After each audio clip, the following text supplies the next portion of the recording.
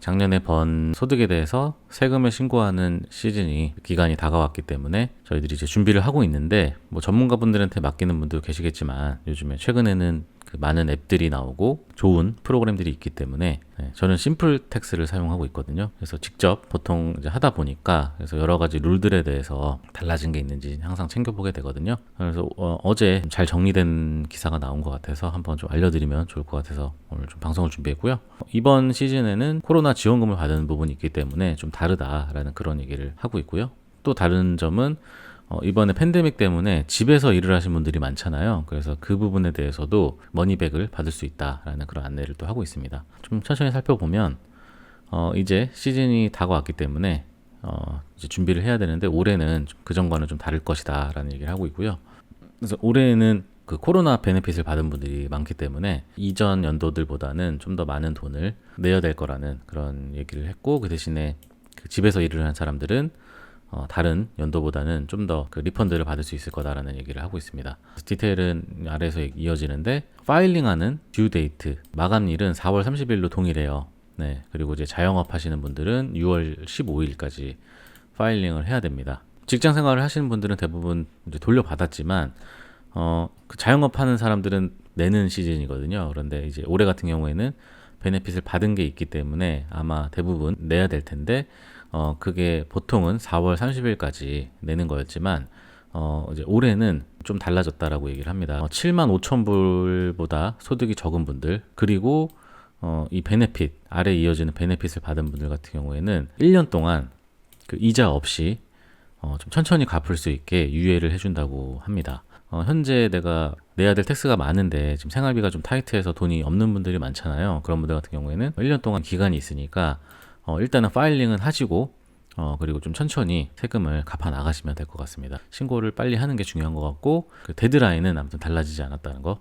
네, 그래서 이제 이 베네핏 받은 분들이 많죠. 저도 많이 소개를 해드렸었고, CERB, CESB, CRB, CRCB, CRSB, 그 다음에 EI, 주정부에서 줬던 베네핏들 받은 분들도 계실 겁니다. 그래서 이거를 받은 분들 중에 총 소득이 7만 5천 불이 안 되는 분들에 한해서 1년 동안 텍스를 내는 거를 시간을 미뤄줬다라고 보시면 될 것 같습니다. 하지만 이제 여기서도 얘기하는 게 4월 30일, 2021년 4월 30일까지 그 파일링은 꼭 해야 된다는 거예요. 기간은 꼭 지키셔야 된다는 거 말씀을 드리고, 프란시스코 장관이 직접 얘기한 부분입니다. 레이트 파일링 페널티를 내야 될 수 있다라고 얘기를 한 거고요. 관련된 얘기를 한 부분이 또 이어지는데, 텍스 페이먼트 디퍼럴이라고 얘기를 했어요. 네, 그래서 그 캐네디언들을 도와주기 위해서 한 거고, 그러니까 좀 유예를 해주는 거죠. 좀 뒤로 밀어주는 거고, 정부 보조금을 받은 사람들은 대부분 좀 일자리를 잃은 사람도 많기 때문에 그 부분에 대해서 좀 유연성을 제공했다라고 얘기를 했고, 그리고 초반에 저희가 받았던 그 CERB나 CESB는 세금을 공제하지 않고 저희들이 받았잖아요. 2,000불씩. 네, 그렇기 때문에 요거에 대해서는 순전히 저희들이 세금을 내야 되는 거지만, CRB, 그다음 그 이후에 적용됐던 거, 작년 말부터 저희들이 받았던 CRB나 CRCB나 CRSB 같은 경우에는 저희들이 10% 세금을 공제하고 받았기 때문에, 저는 우편으로 도착했더라고요. 그 T4A가 공제가 다 돼서 이미 왔습니다. 그래서 그 부분은 텍스에 대한 부담이 없지만, 대부분의 사람들이 그 텍스 브라켓이 10%가 넘을 거라고 얘기를 해요.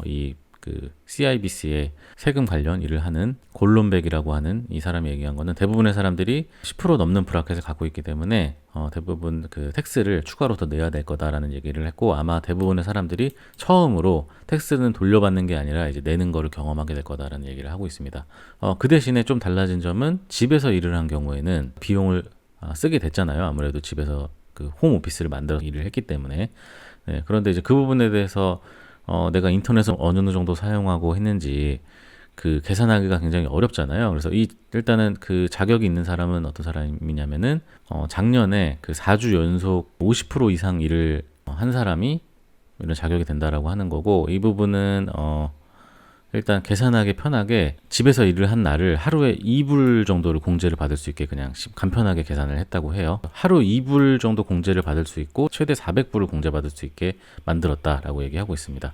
온타리오 네핀에 살고 있는 그 소프트웨어 개발자 팻 스왈스키, 이 사람의 이제 인터뷰 내용이 나오고 있는데, 수요일 날 직접 파일링을 했다고 합니다. 그래서 이제 플랫 레이트 메소드라고 하는 그 좀 전에 말씀드렸던 하루에 2불씩 계산을 하는 그 방식을 그대로 사용을 해서 디덕션을 계산했다고 하고요. 네, 그리고 자기는 굉장히 좀 정직한 사람이다라고 얘기를 하고 있습니다. 그래서 이제 그 카운팅을 다 했다고 해요. 본인이 집에서 며칠 정도 일했는지 계산을 다 했고 188일을 작년에 일을 했다고 합니다. 그래가지고 하루에 2불씩 계산을 하니까 376불에 리듀스 했다라고 얘기를 하고 있고, 굉장히 좀 그래도 간단하게 만들어서 괜찮은 방법이다라고 얘기를 하고 있습니다.